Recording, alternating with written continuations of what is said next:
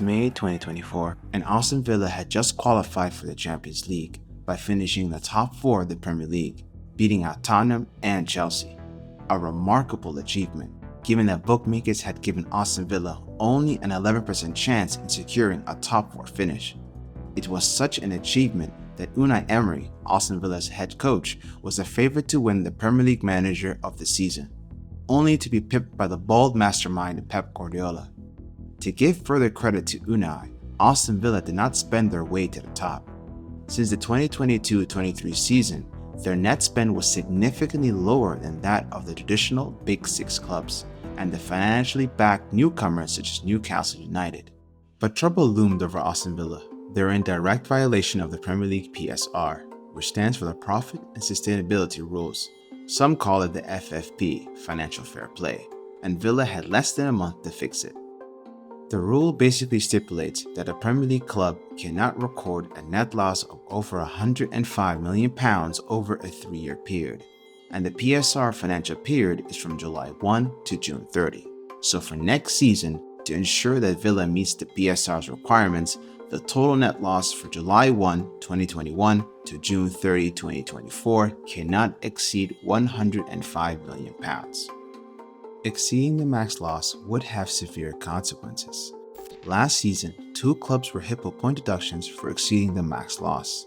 Everton was hit with a 10-point deduction, later reduced to 6 points, for exceeding the max loss by 19 million.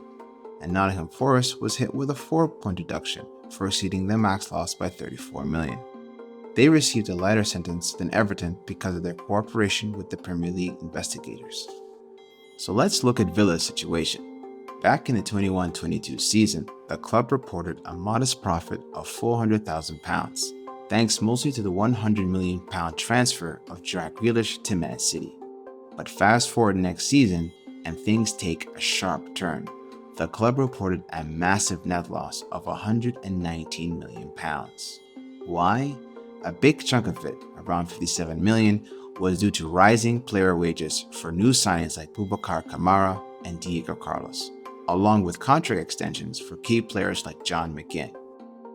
Given that these 2 seasons total a net loss of £119 million, that means Aston Villa must report a net profit of at least £14 million to be compliant with the PSR. Unfortunately, we do not know how much Aston Villa made in the 23-24 season because the financial reports have not been published.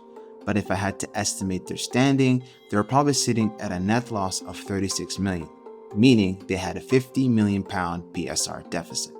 But it was clear that in May of 2024, they were going to fail the PSR. And they weren't alone. 5 other Premier League clubs were in danger of failing to meet the PSR. So, what did Villa do? They asked the Premier League to increase the limit. On June 6th in London, Premier League teams met for the annual meeting, including the 3 newly promoted teams, to discuss rule changes, strategic initiatives, and general governance for the next season. During this session, Aston Villa proposed to increase the PSR limit from £105 million to 135. To make this happen, 14 Premier League clubs will need to vote yes. With at least 6 clubs struggling with the PSR, there may have been a chance of success, but to Villa's surprise, the proposal failed miserably. Only 2 clubs had voted for the resolution, 3 abstained, and the other 15 voted against it. Everton was likely the only club to vote with Villa. City, Chelsea, and Newcastle were likely the clubs to abstain. United, West Ham, Brighton, and Tottenham likely voted against to weaken Villa so they can improve their odds to get top 4 next season. The failed proposal meant that Aston Villa would need to sell a key player in less than a month to be compliant with the PSR. This infuriated Aston Villa's owner, Nassif Sawiris, and he told the Financial Times that, and I quote, "Some of the rules have actually resulted in cementing the status quo, more than creating upward mobility and fluidity in the sport. It's more about creating paper profits, not real profits. It becomes a financial game." Villa considered taking the Premier League to court, likely on the grounds of anti-competition. But lawsuits take time, and Villa had only weeks to get out of their PSR deficit. They had to sell a key player. But who? Moussa Diaby was too expensive. Ollie Watkins was too important, and Jacob Ramsey was the club's future. This meant it had to be Douglas Luiz, the creative mastermind of the Villa midfield, who was bought from City for only £15 million, and with a market value of £60 million, he was a profitable player to sell.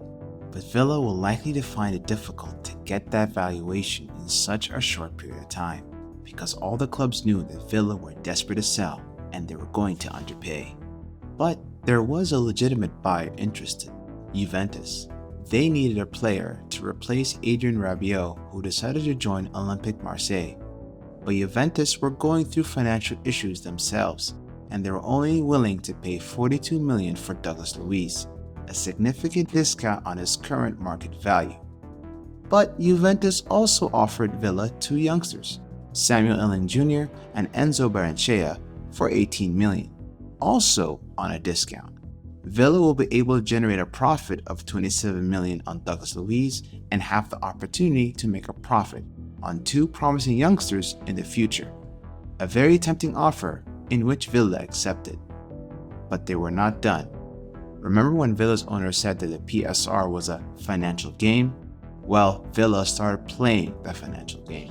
So they reached out to another Premier League team with PSR issues, Everton.